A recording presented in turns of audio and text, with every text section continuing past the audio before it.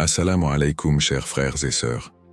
Imaginez un homme, le cœur si rempli d'amour et de crainte pour son Seigneur qu'une seule parole, un seul verset, suffit à le plonger dans une méditation si profonde qu'il pleure toute la nuit.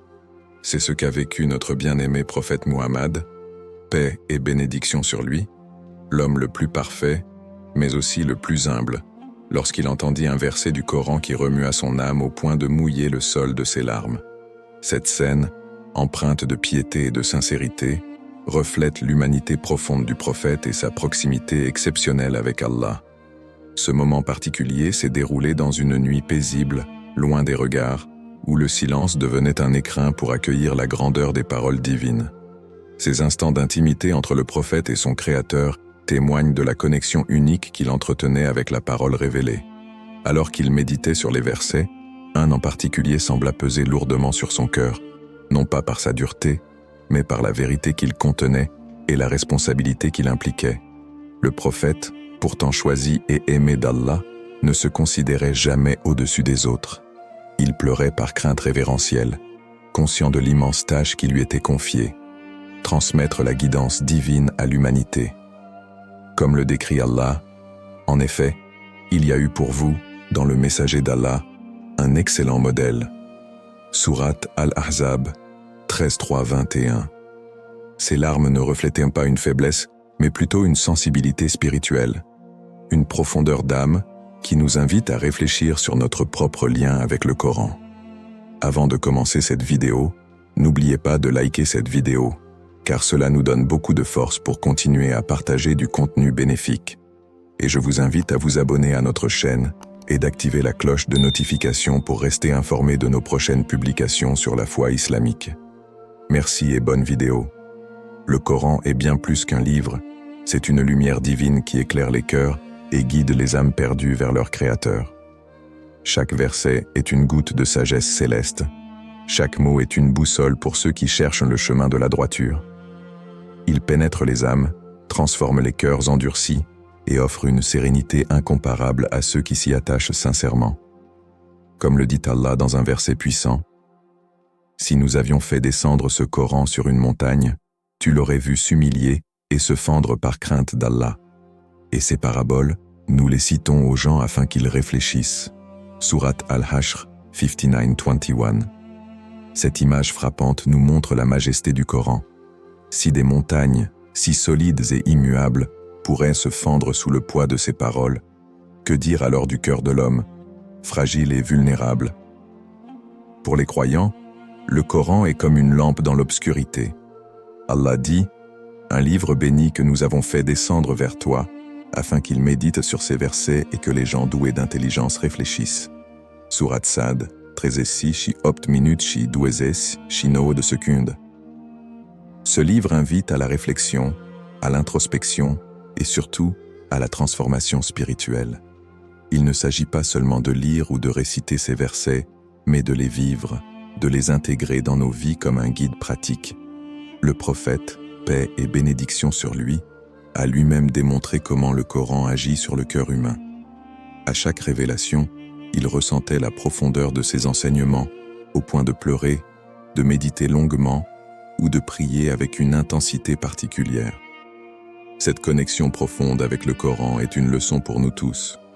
Le Coran est également une guérison, comme Allah l'affirme. « Ô gens, une exhortation vous est venue de votre Seigneur, une guérison pour ce qui est dans les poitrines, un guide et une miséricorde pour les croyants. » Sourate Yunus 10-57. Il est le remède aux maux spirituels, une source inépuisable de réconfort pour les âmes troublées et un phare pour ceux qui se sentent perdus dans ce monde éphémère.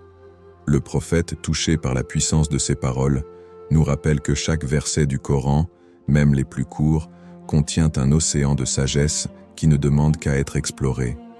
Le verset qui a profondément touché le prophète.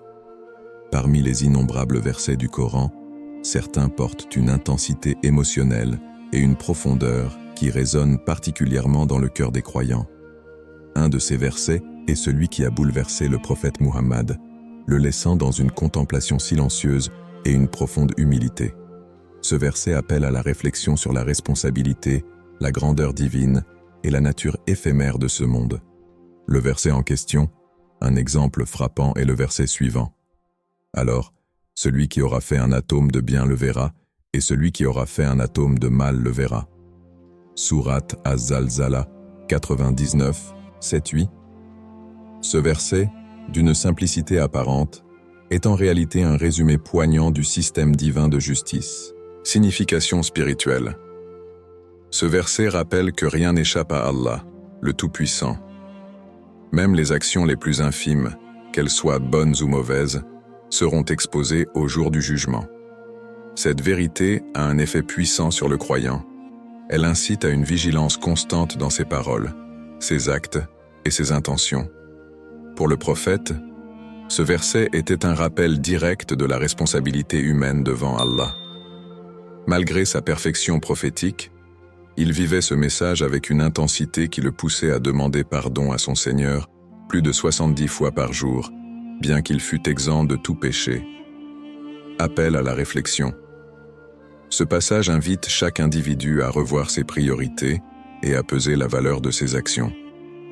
La vie terrestre, souvent remplie de distractions, peut nous éloigner de la finalité pour laquelle nous avons été créés, adorer Allah et cultiver la bonté autour de nous. Le message est universel, transcendant les cultures et les époques. Explication tirée du Tafsir. Tafsir Ibn Kathir. Ibn Kathir explique que le mot « atome » en arabe « mitkala dara » fait référence à quelque chose de si minuscule qu'il est presque imperceptible. Cela souligne que rien, absolument rien, n'échappe à la connaissance d'Allah. Ce verset illustre l'omniscience divine et l'équité parfaite de son jugement. Tafsir al-Qurtubi. Al-Qurtubi met en lumière l'aspect moral du verset. Il insiste sur l'importance des actions, même les plus modestes, car elles auront un impact considérable dans l'au-delà. Ce verset exhorte les croyants à faire preuve de gratitude et de conscience dans chaque aspect de leur vie. Tafsir As-Sadi. Dans son exégèse, As-Sadi explique que ce verset est un encouragement subtil à multiplier les bonnes œuvres, car chaque action, aussi petite soit-elle, sera récompensée. Il est également une mise en garde contre la négligence des péchés mineurs, qui peuvent s'accumuler et peser lourd le jour du jugement. Ce verset, qui a touché profondément le prophète, est un rappel intemporel pour chaque musulman. Il nous incite à faire preuve de piété et d'introspection, à cultiver le bien dans nos vies et à nous éloigner de tout ce qui pourrait nous éloigner de la miséricorde divine. L'effet du verset sur le prophète. Une nuit marquée par les larmes et la méditation, le prophète Muhammad, connu pour sa proximité exceptionnelle avec Allah et son cœur empreint de piété, était souvent ému par les versets du Coran. Un incident particulièrement poignant montre à quel point certains versets l'affectaient profondément. Une nuit, alors qu'il méditait sur un verset du Coran, il passa la majeure partie de la nuit en prière, les larmes coulant abondamment sur son visage. Un récit marquant nous vient de Aïcha, qu'Allah soit satisfait d'elle. Elle rapporta que, durant une nuit, le prophète récita ce verset. « Si tu les châties, ce sont tes serviteurs, et si tu leur pardonnes, c'est toi le Tout-Puissant, le Sage. » Sourate Al-Maïda 5, 118. Il continua à réciter ce passage, pleurant et invoquant Allah jusqu'à l'aube. L'intensité de sa foi, cet épisode illustre la profondeur de l'humilité et de la compassion du prophète. Bien qu'il fût le plus pur des hommes et protégé de tout péché, il ressentait une responsabilité immense envers son peuple. Ce verset le touchait non seulement en raison de son message universel, mais aussi parce qu'il reflétait le souci du prophète pour l'humanité, sa peur qu'il ne se détourne de la vérité et son espoir que la miséricorde d'Allah l'emporte. Un autre hadith rapporté par Abdullah ibn Mas'ud, qu'Allah l'agrée, mentionne un moment où le prophète demanda à ses compagnons de lui réciter le Coran. Abdullah récita la sourate An-Nisa jusqu'au verset suivant. « Comment seront-ils quand nous ferons venir un témoin de chaque communauté et que nous te ferons venir comme témoin contre eux » Sourate An-Nisa 4:41. En entendant ce verset, le prophète fut submergé par l'émotion et se mit à pleurer, demandant à Abdullah d'arrêter sa récitation. Pourquoi ces réactions ? Ces moments montrent à quel point le prophète vivait intensément chaque parole du Coran. Les versets ne représentaient pas pour lui de simples textes à réciter, mais des messages divins porteurs de responsabilités immenses, un rappel constant de la mission prophétique et un appel à la miséricorde et au pardon. Une leçon pour les croyants. Ces récits ne sont pas uniquement des témoignages historiques. Ils invitent chaque musulman à cultiver une connexion sincère avec le Coran, à méditer sur ses enseignements et à chercher constamment la proximité d'Allah avec humilité et gratitude. Comme le prophète l'a montré, même une nuit entière consacrée à un seul verset peut transformer un cœur et rapprocher une âme de son Seigneur. Le rôle des larmes dans l'islam. Dans l'islam, les larmes ne sont pas un simple signe de faiblesse ou d'émotion passagère. Elles sont une expression profonde et sincère de crainte révérentielle, khushu, et d'amour intense envers Allah. Pleurer pour Allah reflète un cœur vivant, conscient de la grandeur divine et de la responsabilité qui incombe à chaque croyant. Larmes de crainte et d'amour. Les larmes versées par crainte révérentielle témoignent de la reconnaissance de la toute-puissance d'Allah, de sa justice et de sa miséricorde infinie. Elles traduisent une prise de conscience des manquements et une aspiration sincère à se rapprocher de lui. À l'inverse, les larmes d'amour expriment un attachement profond à Allah, une gratitude pour ses innombrables bienfaits et un désir ardent de le rencontrer dans l'au-delà.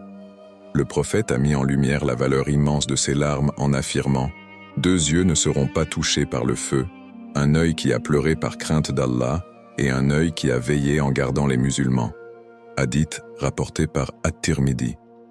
Ce hadith montre que pleurer pour Allah est une cause de salut, un moyen d'être préservé de l'enfer. Les larmes, signe de la miséricorde divine. Lorsque le prophète perdit son fils Ibrahim, il versa des larmes. Lorsqu'on lui demanda pourquoi il pleurait, il répondit « Ceci est une miséricorde qu'Allah a placée dans le cœur de ses serviteurs. Certes, les larmes coulent et le cœur est attristé, mais nous ne disons rien qui déplaise à notre Seigneur. » Hadith rapporté par Al-Bukhari et Muslim. Ce récit rappelle que les larmes, même dans la douleur, sont une bénédiction et un moyen de soulager le cœur. Les vertus des larmes secrètes. Le prophète a également mentionné les mérites de pleurer discrètement pour Allah. Dans un célèbre hadith sur les 7 catégories de personnes protégées par l'ombre d'Allah au jour du jugement, il dit « Un homme qui a évoqué Allah en privé et dont les yeux ont débordé de larmes. » Hadith rapporté par Al-Bukhari et Muslim. Ces larmes, versées dans l'intimité, sont un signe de sincérité absolue, car elles échappent à tout regard humain et ne visent qu'à plaire à Allah. Conclusion. Pleurer par crainte d'Allah est une marque de foi, un rappel de notre dépendance totale envers lui et un moyen de purification du cœur. Ces larmes, loin d'être inutiles, témoignent de la profondeur de la foi et sont une porte vers la miséricorde divine. Elles invitent chaque croyant à s'incliner avec humilité et à rechercher la satisfaction de son Seigneur. Appel à la méditation. Que nous enseigne ce verset aujourd'hui? Le verset, qui a ému profondément le prophète Muhammad, n'est pas seulement un rappel de sa mission prophétique ou de son amour pour l'humanité. C'est aussi une leçon intemporelle adressée à chaque croyant. Aujourd'hui encore, ce verset nous interpelle, nous invite à une introspection sincère et à un retour à Allah, un message universel pour toutes les époques. Le Coran n'est pas limité à une époque ou à un contexte particulier. Les enseignements qu'il véhicule transcendent les cultures et les générations. Ce verset nous pousse à réfléchir sur notre rôle sur terre, notre relation avec Allah et notre responsabilité envers nos actions, aussi petites soient-elles. En récitant ou en méditant ce verset, nous sommes invités à poser des questions fondamentales. Ai-je rempli ma mission d'adorateur d'Allah? Mes actions, même infimes, sont-elles alignées avec les valeurs islamiques? Suis-je conscient que chaque instant de ma vie est enregistré et aura des conséquences dans l'au-delà? Cette prise de conscience transforme notre quotidien en un champ d'adoration où chaque geste, intention et parole peuvent avoir un poids immense devant Allah. Vivre la proximité avec Allah au quotidien. Comment, dans notre époque marquée par la distraction et la rapidité, Retrouvez cette proximité avec Allah que ressentait le prophète. Méditez les versets du Coran. Le Coran n'est pas seulement un texte à réciter, mais un guide pour méditer sur notre existence. Lire un verset, le comprendre à travers les tafsirs et le relier à nos expériences personnelles nous aide à en saisir la profondeur. S'isoler pour se reconnecter. Comme le prophète passait des nuits en prière et en supplication, nous devrions chercher des moments de solitude pour invoquer Allah. Le silence de la nuit ou les instants après la prière sont propices à une connexion sincère. Multiplier les bonnes actions discrètes. L'un des enseignements essentiels de ce verset est que rien, pas même un atome de bien ou de mal, n'est insignifiant. Donner un sourire, aider discrètement une personne dans le besoin ou dire un mot doux sont autant d'actes qui construisent notre relation avec Allah. Ressentir la crainte et l'espoir. La crainte révérentielle, khawf, et l'espoir, raja, sont deux ailes qui portent le croyant vers Allah. La méditation sur ce verset nous rappelle que la justice divine est parfaite, mais que sa miséricorde dépasse largement nos péchés. Un enseignement pratique. Un enseignement pratique dans nos vies. Ce verset nous apprend aussi à être responsables dans nos interactions avec autrui et dans nos choix de vie. Voici quelques exemples pratiques. Dans nos relations familiales et sociales, être bienveillant envers nos proches et mesurer nos paroles et nos actions. Dans nos activités professionnelles, être honnête et intègre, même lorsque personne ne nous regarde, car Allah voit tout. Dans nos péchés et repentirs, savoir que, bien qu'Allah compte chaque faute, sa porte du pardon est toujours ouverte si nous revenons à lui sincèrement. Conclusion, un appel à l'introspection constante. Ce moment où le prophète a médité un verset toute une nuit est un rappel puissant pour nous tous. Il nous montre que le Coran n'est pas un livre que l'on survole, mais un océan dont on explore les profondeurs. En vivant ces versets, nous pouvons ressentir la proximité avec Allah, une sérénité intérieure et une conscience accrue de notre but ultime, plaire à Allah et atteindre sa miséricorde. Prenons le temps, chaque jour, de méditer sur un verset et de nous demander « Comment ce verset peut-il transformer ma vie aujourd'hui ?» Car c'est dans cette réflexion que se trouve la clé pour cultiver notre lien avec le Créateur. Conclusion spirituelle et ouverture. Le verset qui a touché le prophète Muhammad et les larmes qu'il a versées en méditant dessus nous rappellent une vérité fondamentale. Allah, dans sa sagesse et sa miséricorde infinie, veille sur chacun de nous, observant nos actions et nos cœurs. Chaque verset du Coran, chaque moment de contemplation, est une opportunité pour nous de ressentir cet amour immense qu'Allah a pour ses serviteurs. L'amour d'Allah pour ses serviteurs. Allah nous a créés avec une bienveillance incommensurable, nous offrant des signes et des rappels pour nous guider. Par le Coran, il s'adresse à nos cœurs, éveillant en nous une conscience spirituelle et un désir de nous rapprocher de lui. Le fait qu'un atome de bien soit récompensé montre à quel point Allah est généreux et attentif, même à nos plus petits efforts. Lorsque nous trébuchons ou nous éloignons, il nous tend toujours la main, prêt à nous pardonner si nous revenons à lui sincèrement. Comme le dit le prophète, Allah est plus miséricordieux envers ses serviteurs que ne l'est une mère envers son enfant. Hadith rapporté par Al-Bukhari et Muslim. Ce rappel éveille en nous une gratitude profonde. Peu importe nos erreurs ou nos faiblesses, Allah nous aime et veut notre salut. Une invocation touchante. Inspirons-nous des supplications enseignées par le prophète pour renforcer ce lien spirituel. Ô Allah, je te demande ton amour, et l'amour de ceux qui t'aiment, et l'amour des actions qui me rapprochent de ton amour. Ô Allah, fais que ton amour soit plus cher à mon cœur que ma propre âme, ma famille et l'eau fraîche dans la soif. Hadith rapporté par At-Tirmidhi. Cette invocation est un cri du cœur, une manière de demander à Allah de nous remplir de son amour et de nous guider dans notre quête spirituelle. Une ouverture vers la transformation. Alors que nous refermons ce moment de réflexion, emportons avec nous cette leçon. Chaque jour est une opportunité de rapprocher nos cœurs d'Allah, de purifier nos intentions et de transformer nos vies à la lumière du Coran. prenons le temps de méditer, d'implorer Allah avec humilité et de nous rappeler que sa miséricorde dépasse nos fautes et ses promesses surpassent nos espérances.